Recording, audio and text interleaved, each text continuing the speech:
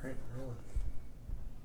So we had this fun problem today in staff meeting. We recognized that we are having so many guests coming to the Church of Cane Bay right now that it's kind of all of us on staff kind of realized that we didn't meet every single one of them, but there's just so many families who are new who are coming to the Church of Cane Bay. And so that's kind of a problem, and we need your help to fix this problem, because we need to engage them the best that we can to get them to connect, to take a next step so that they might know Jesus and that they might be able to get connected to this church to be discipled.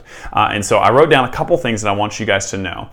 Just thinking through your ownership of this church as a partner and thinking through how you can help us to accomplish that task. So the first thing is this, is that think in your mind that church starts at 9:30. Now I know that church starts at 10 o'clock. The worship service at least starts at 10 o'clock, but the church as a whole, I mean, we are there as early as 7 o'clock in some cases, but for most of us, we need to be thinking through that church starts at 9:30. Why? Because our children's check-in gets so crowded, and then if you're getting there at 10 till or 5 till or maybe right at 10 o'clock, there's no time to invest into any type of relationship or have conversation. So as a family, maybe think through, okay, church starts for us at 9:30. We need to be there at 9:30 so that we can engage with new people, because they always get there early and they're waiting around for people to engage with them. The second thing is this, is when you find somebody that you don't know, ask them this question: what brings you to Church of Cane Bay?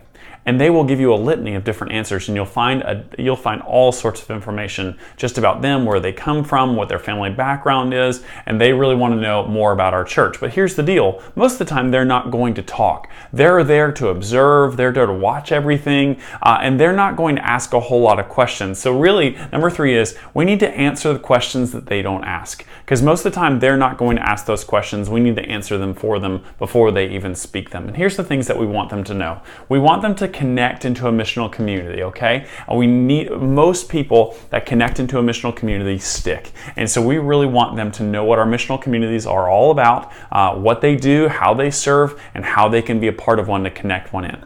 The second thing is be a little bit observant about what their family situation is. Do they have no kids? Do they have some kids? Do they have students? And be thinking through conversation about their family.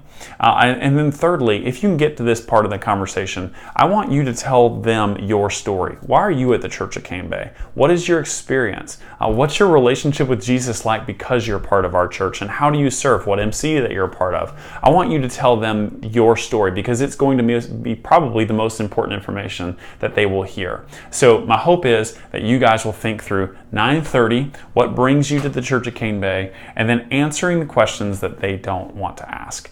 So thanks, partners. We're so glad that we're in this with you, and I hope that you have a great week.